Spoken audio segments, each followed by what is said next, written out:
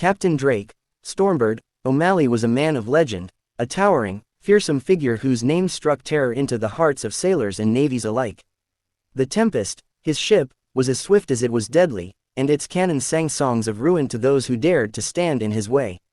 Yet, for all his conquests, there was one battle even the notorious Captain O'Malley could never have prepared for: a cursed pregnancy. It began during a ferocious duel with his rival, Captain Morgana Blackheart. Their swords clashed under the crimson sunset, the air thick with the tang of blood and salt. Morgana, with her sharp wit and sharper blade, landed a parting shot, not with her sword, but with a curse. "You think you can take my treasures and sail away unscathed, O'Malley?" she sneered. "Then you'll bear your own treasure, one you can't plunder nor escape." O'Malley scoffed as he watched her retreat to her ship.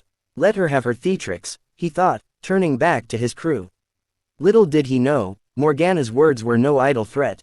The next morning, Captain O'Malley awoke to a queasy stomach and an unexplainable bloating. He dismissed it as bad rum or perhaps the spoiled mutton from last night's feast. But as days turned to weeks, his belly swelled in ways no pirate's belly ever should. His once tight captain's coat strained against the roundness growing beneath it. "What in the seven hells is this?" he roared, glaring at his crew as though they were to blame. The ship's doctor, a one-eyed drunkard named Patches, examined him with a mixture of horror and fascination. "Cap'n," Patches said, his voice trembling. You're with child." The ship erupted in stunned silence. Then came the laughter, booming, uncontrollable laughter from the roughest band of pirates to ever sail the seas. O'Malley silenced them with a single glare, but deep down, even he couldn't fathom how this had happened. As the weeks passed, O'Malley's condition became impossible to ignore. His cravings grew stranger by the day: barrels of pickled herring, lemons drenched in molasses, and an odd fondness for Polly, the ship's squawking parrot, who became his constant companion.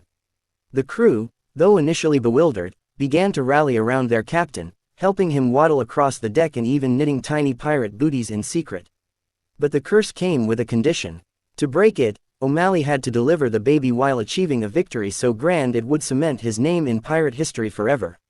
And, as fate would have it, that opportunity came sooner than expected.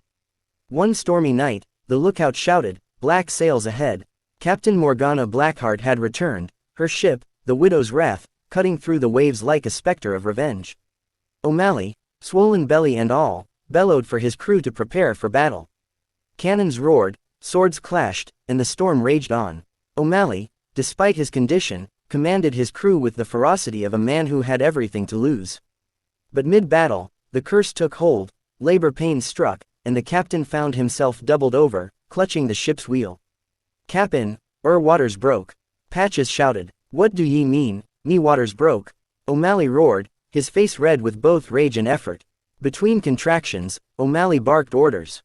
"Fire the port cannons, aim fair their rudder," he yelled, wincing as another wave of pain hit.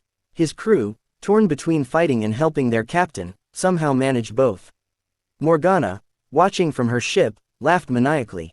How poetic, O'Malley, the storm-bearded terror of the seas, brought low by his own belly. But O'Malley wasn't one to be defeated. With a final push, not just to deliver his child, but to secure victory, he ordered the Tempest to ram into the Widow's Wrath, boarding the enemy ship and seizing Morgana's treasure while his crew fought valiantly. In the chaos of battle, as cannon smoke cleared and swords were sheathed, a new cry pierced the air, not of war, but of life. O'Malley held his newborn son, a tiny, squirming bundle wrapped in a scrap of his coat. The crew cheered, hoisting their captain and the baby high. Morgana, defeated and tied to her own mast, could only watch in stunned silence as O'Malley cradled his child, a mix of pride and exhaustion on his face. "This, Morgana," he said, holding the baby aloft, "is the greatest treasure of all." From that day forward, Captain O'Malley sailed the seas with little Balthazar strapped to his chest, a fierce pirate in training.